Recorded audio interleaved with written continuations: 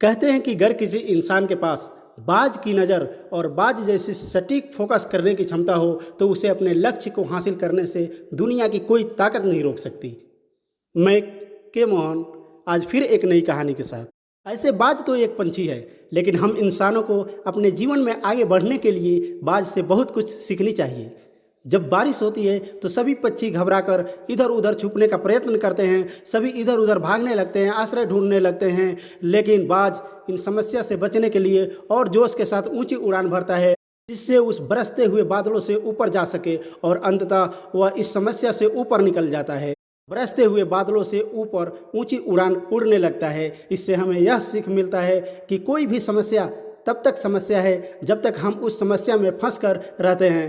Number 2, बाज की नज़र इतनी तेज होती है कि वह कई मील दूर से अपने शिकार को देख लेता है और उसकी फोकस इतनी सटीक होती है, इतनी क्लियर होती है कि जब तक वह अपनी शिकार को अपने पंजों में जकड़ नहीं लेता तब तक विचलित नहीं होता है। बाज की इस क्रिया से हमें यह सीख मिलती है कि जब हम अपना एक गोल सेट कर लें, एक लक्ष्य सेट कर लें, तो पूरी फोकस के साथ आगे बढ़ते रहें और जब तक अपने लक्ष्य को हासिल न करें तब तक हम विचलित ना हों। चाहे अपने गोल की तरफ बढ़ते हुए हमारे राहों में जितनी भी समस्याएं, जितनी भी तकलीफ़ें आए, लेकिन हमारा फोकस वहां से विचलित नहीं होना चाहिए। हमें उन समस्याओं से घबराना नहीं चाहिए। हमारा फोकस अडिग रहेगा और विचलित रहेगा तो हम एक न एक दिन अपने लक्ष्य को पाकर ही रहेंगे।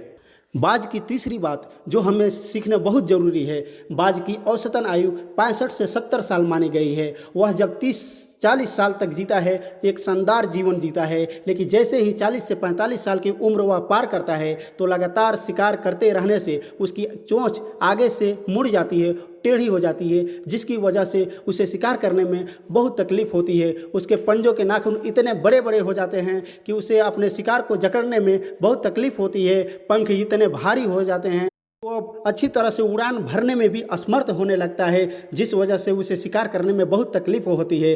फिर भी इस समस्या से बाज घबराता नहीं है। वह इतनी ऊंची उड़ान भरता है, इतनी ऊंची उड़ान भरता है कि वह सबसे टॉप पहाड़ी पर जाकर बैठ जाता है और वहाँ पर बड़ी चट्टान से रगड़ रगड़ कर अपने चोंच को तोड़ने की कोशिश करता है।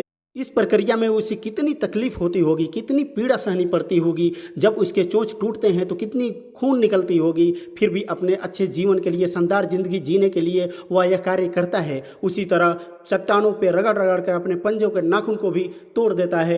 कुछ दिनों के बाद उसके फिर से नए चोंच निकल आते हैं और पंजों के नाखून भी नए नए निकल आते हैं। उन्हीं चोंचों से अपने पंख को नोच देता है और पंखों को हल्का बना लेता है, जिससे उसे उड़ने में आसानी हो और फिर से वह यानी एक नई जिंदगी जीना शुरू कर देता है, पहले की जैसे ही वो उड़ान भरने लगता है। बाज तो एक पंछी है, जब वो अपनी समस्याओं से निकलने के लिए इतना कुछ कर सकता है।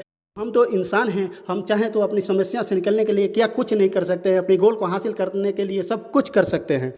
ज़रूरत है तो सिर्फ अपनी सोच बदलने की, सकारात्मक सोच रखने के लिए। हर समस्या छोटी पड़ जाएगी जब हम उस समस्या को सुलझाने की कोशिश करेंगे, उस समस्या से निकलने की कोशिश करेंगे, तो सभी समस्या हमारे लिए आगे बढ़ने की सीढ़ी ही साबित होगी। इसलिए मैं कहता हूँ, चिंता नहीं, चिंतन कीजिए, बेबाक अंदाज से जीना शुरू कीजिए, सदैव मुस्कुराते रहिए और ऐसे ही मोटिवेशनल वीडियोज़ के लिए, मोटिवेशनल स्टोरीज़ के लिए सब्सक्राइब कीजिए मोटिवेशनल क्लब बाय के मोहन। धन्यवाद।